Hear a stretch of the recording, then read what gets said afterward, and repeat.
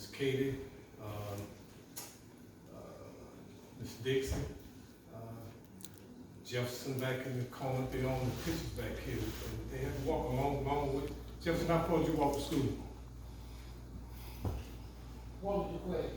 How far did you have to walk to school? About a mile and a half. So- One way, that's one way. Okay. But, looking back helps us to kind of get to where we're at. We're in a totally different place now. I came back to the schools, as he was saying, I was the first African-American to work as an officer of the court in Pender County. This is in 1973. My first day on the job in Pender County, I worked the 5th District, New Hanover in Pender County. My first day in the courthouse in Pender County, I got searched. And what I didn't know was that the Wilmington 10 trial had happened and they moved the sentencing stage to phase of it to Burgo. I had gotten a new suit and had a briefcase. I was so proud to have a job. And when I got up there, somebody had called in a bomb threat. Well, who came walking up beside me with a briefcase? And when I got in, the chief of police, I don't know if Chief Bailey was police, and the sheriff and all these guys, as soon as I started up the steps, that was a no-no, because there hadn't been no blacks going all the way up in the top part. And they got me and brought me down and started questioning me. But thank God for Judge Burnett. Gilbert Burnett, he was chief district court judge. He got everything straight.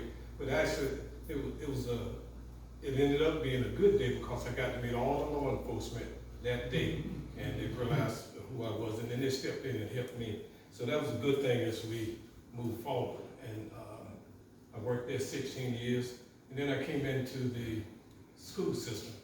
Unfortunately, I came into the school system when a bad thing happened. A student was killed at Pender High School. I was a juvenile officer, and they brought the girl to me to, just right out of nowhere that happened, which started off bad, but I had to help her. And when all that was done, when the funeral was over and everything, the superintendent came to me and said, we need you to come to the public school system. And I had a teacher's certificate, I just never used it. And I started working at Pender High School.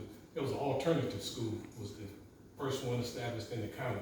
And that's what I had to do. Well, that was easy because everybody I had in alternative school, I had on probation. So that was an easy transition to make. I just brought all the boys into the school, and from there, and all that, and some good things happened in the school. Even like Don over here, one of the former students, and he's not one of the bad students, but one of the good students. Served on the board of education now, so I've seen some really good things happen down through the years. When I first got in, the first few years after integration took place, when I got to Pender High School, a lot of the black children were sitting on one side of the cafeteria, white children on the other side, the athletes mingled together. But there was still a lot of separation. It took a lot of time for things to just kind of come together. But over a period of time, you can see things gradually getting better. Once parents start getting out of it, children start working together. Children start doing better. More challenges to learning. A lot of good things. And we're in a situation now where I think the county is doing well. We're still one of the poor counties in the state, and children are performing pretty good with tests. Last couple of years, they've been set back by the time out of court. Like the children over here, we didn't have access to high-speed internet and a lot of things, and the children working from home, so naturally they're behind. That's kind of looking at the situation where we've been. That's where we're at now. But where do we need to go? What can we do now can move forward, even with a little building like this? Well, we were over the other day, they're running a high-speed internet system through here.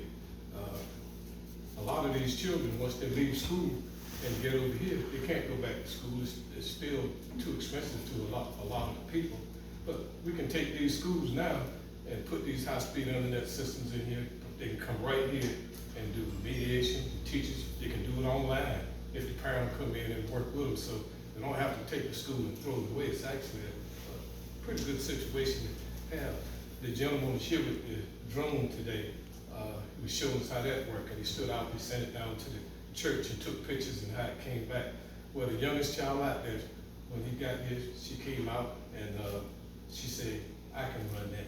She can operate that. Well, that's good, because we got two of the schools, Elizabeth City State University and Fairfield State, they got the drone program.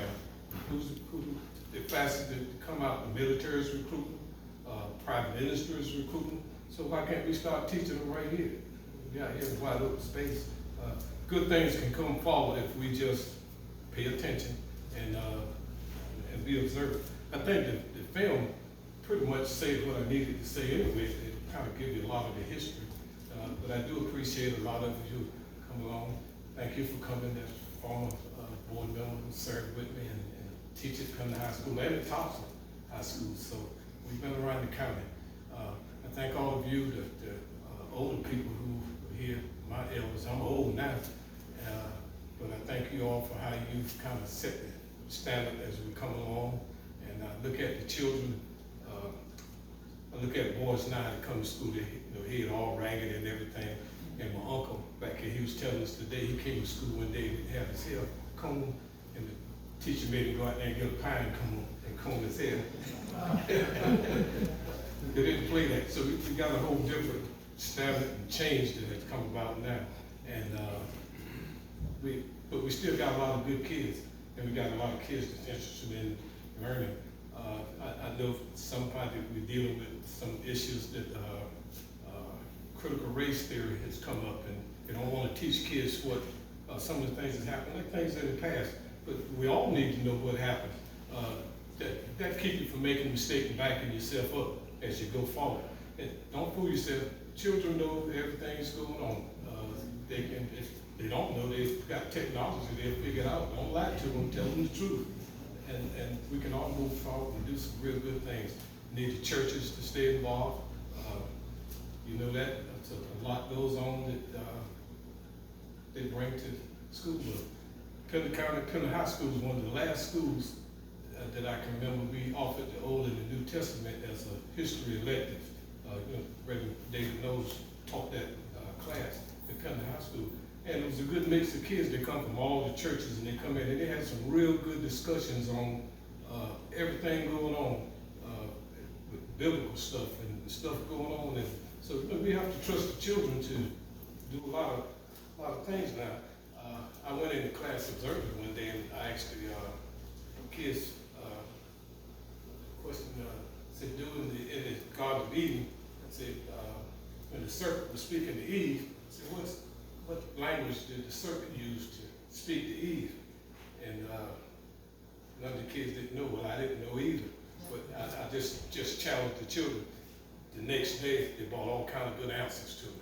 And so, don't think they're not paying attention just because they don't be in church. If they're in church doing different things, children are smart. You challenge them. We need to challenge that next generation, and for this school, we need to keep it here. Ms. Stack, thank you so much for all that you've done, and it's just made a big difference for us, and we all love you for that. That's pretty much it. I've seen a lot of preaching, a lot of politicians, and I thank you all.